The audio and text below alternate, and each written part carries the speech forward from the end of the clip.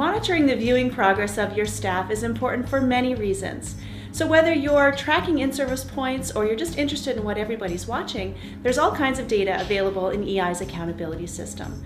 So join me on this step-by-step tour. We'll take a look at progress in programs. Now, in order to get over to the group leader dashboard, you must have an administrative password. And you'll know that you have one if you've got the word group leader at the top of your page. Let's click on the word group leader so we can toggle over to the group leader dashboard. Now you can see that I've got a reports tab. Let's click on it. Under the reports tab, I have a listing of all the schools in my school district. I can get a quick look at all the schools by selecting all schools, or I can pay attention to one particular school, and I'm going to choose New Braunfels Middle School. I can view all their activity for the last 30 days. I can view specific activity on a particular program that maybe I assigned during a PD day, or I can just get all of their reports from the beginning of when we started this EI subscription. So the best and easiest place to start really is to look at all activity to date on this particular school. This will give me a list of every single user in this particular school and how much time they've spent in the EI programs. So the three columns that I'm really interested in here are the total video hours viewed, the estimated time on task, and the number of assessments passed. So the estimated time on task is particularly valuable because this tells me really how long it probably took Kyle to complete these video hours. Now, the 8 hours really is just how much video content there was. We calculate the estimated time on task at about 140%. And what that does is it allows this learner time to complete the activities, read the articles that go with the program, and complete any of the assessments. And so a lot of people will use the estimated time on task to assign in-service points because that's really probably how long it took them to really absorb the content and complete all the activities that went with it. Let's take a close look at one of these learners. Let's look at Heather. She's put in almost 20 hours of time watching videos. So that's probably taken her about 27 hours if she's completed the activities and read the articles and done all the work that went with each of those modules. She has passed 19 multiple choice assessments, which would be the equivalent of 19 certificates as well. So she's been spending all kinds of time in the program library. If we scroll down, let's see what some of the other learners, really great usage at New Braunfels Middle School. Clearly, my guess would be that they've probably spent quite a few professional development days dedicated to online learning, and they've got some kind of system in place where they're giving teachers time to complete the work because there's really great usage here, which is fantastic to see. Now, if I want to get a really close-up look to see what any particular learner's been up to, I can get details by program.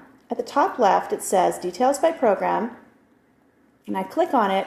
I get a really detailed and granular look at each and every learner. What's Kyle been doing for the last 8 hours? He's been watching Teaching the ESL Learner. He's completed the entire program, and he's passed all the assessments that went with it. Heather's been into 4 programs. She's completed almost 4. She's just halfway through brain-based instruction. And so I can get a really good idea of what everybody's been up to and which programs they've been watching. Looks like a lot of people are watching Teaching the ESL Learner. I've got Jana here doing a leadership program, and she's working her way through that. So really interesting to see what everybody's been up to by looking at the details by program. Now, if I want to export this data into a spreadsheet because I want to use it someplace else, I can very easily export the details by program. So after you've exported that data, you get a spreadsheet that you can then import into any of the systems that you're using for tracking usage or in-service points and so on. So you can see the same 3 columns appear. Time on task is the longer number, obviously, and the assessments. So you have all that data ready to go to be imported anywhere you need it. Now that I've exported the data, let's go in and see some of the other reports. I can create a custom report. I can do it for a particular school or for all schools, and I can go ahead and set some parameters now. Let's say as a school district, we wanted everybody to watch the Teaching the ESL Learner program. So I'm going to select that program and see how many of the schools completed the ESL program within the time frame that we had specified. So I select that program and I specify the date range. Let's say we started this initiative on January 1st or January 15th, and we gave them until May 15th to complete it. Let's see how many of the schools and how many of the learners completed that program within the time frame.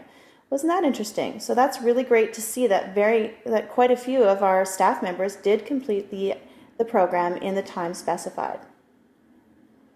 So the custom reports are kind of an interesting way to really get granular on a particular program and a date range, and I can really get up close and see what everybody's been up to.